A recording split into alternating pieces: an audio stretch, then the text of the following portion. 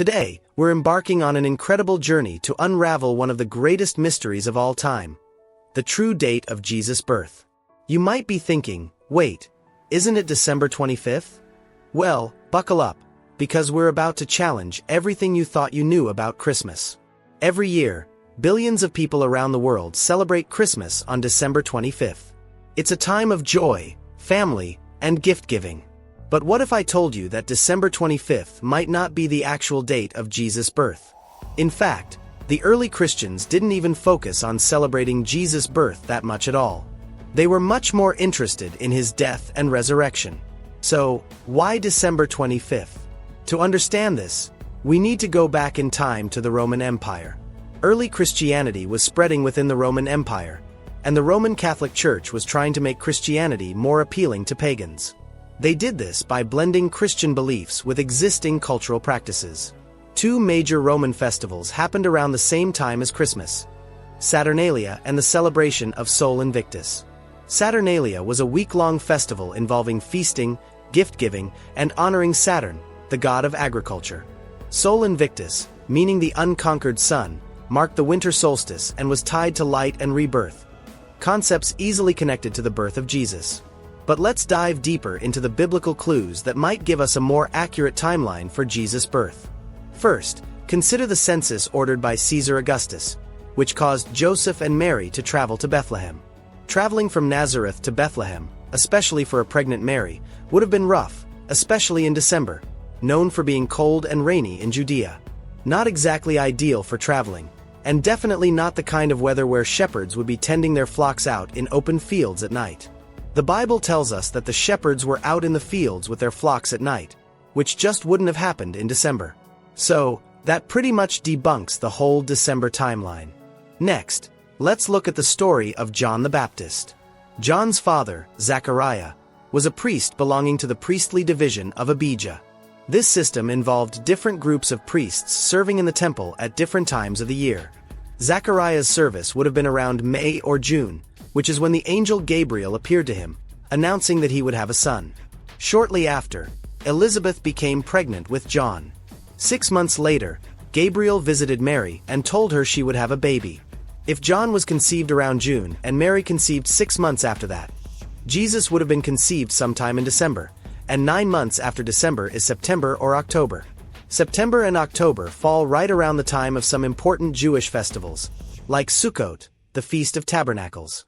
This festival commemorates the time when God lived among his people in the wilderness. The Israelites would build temporary shelters to symbolize their journey to the Promised Land. Some scholars believe that Jesus, often called Emmanuel, meaning God with us, might have been born during this festival. It's a fascinating connection that all comes down to that one little detail about when Zechariah was serving in the temple.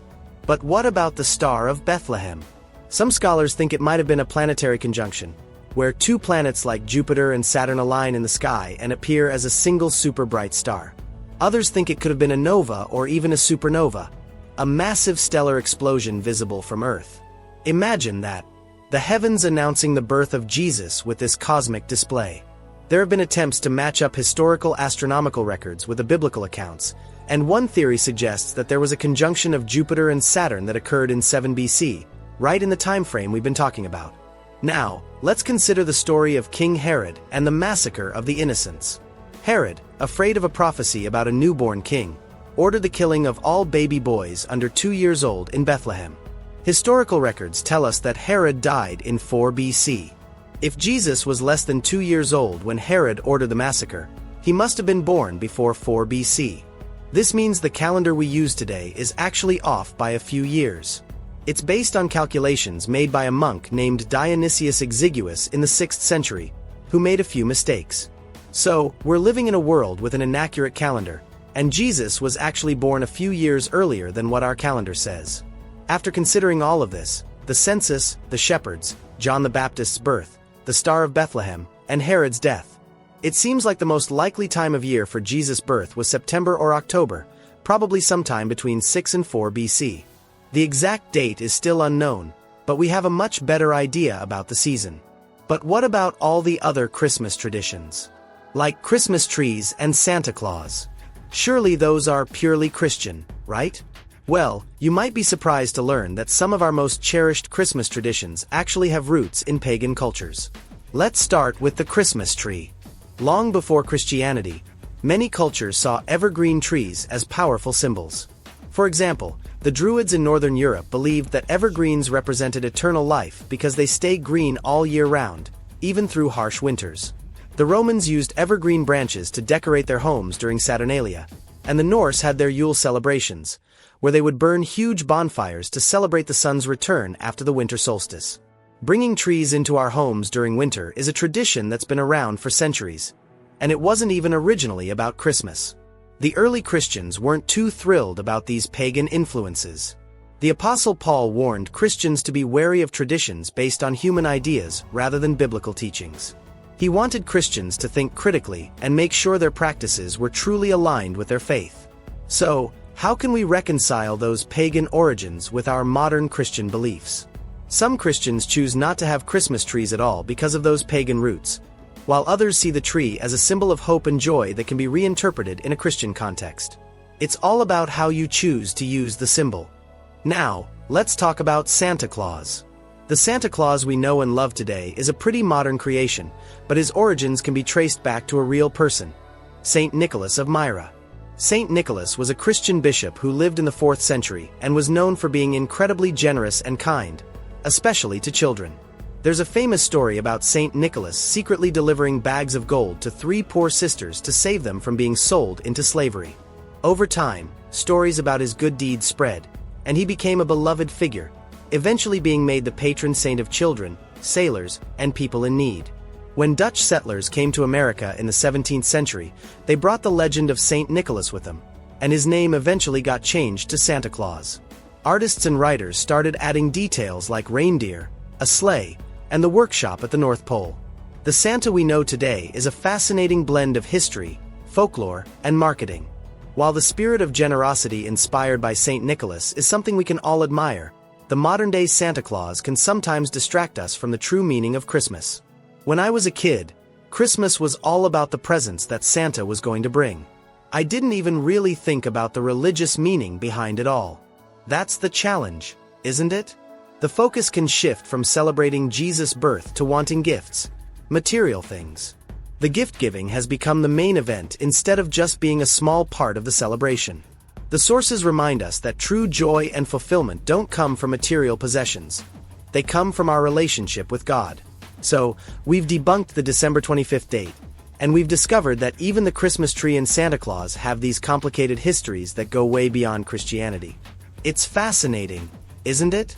What's the overall message here? I think the sources are encouraging us to be mindful, to really think about our traditions, and make sure that our hearts are in the right place, to remember why we celebrate in the first place. Christmas is a time for joy and celebration, but it's also a time to reflect on the deeper meaning behind it all. The miracle of Jesus' birth, the gift of salvation he offers, and the call to live a life of love and compassion. Knowing what we know now, should Christians even celebrate Christmas? That's the big question, isn't it? Comes down to personal conviction. There's nothing in the Bible that specifically commands or forbids the celebration of Christmas. What matters most is your motivation. If you celebrate Christmas, make sure you're doing it with a heart focused on Christ. If you choose not to celebrate, that's okay too, as long as your decision is based on your faith. The sources also warn against letting traditions overshadow the real meaning of Christmas. It's easy to get caught up in all the excitement, the shopping, the decorating, the parties. Sometimes it feels like Christmas is more about this stuff than the spiritual aspect. That's why it's so important to be intentional about how we celebrate.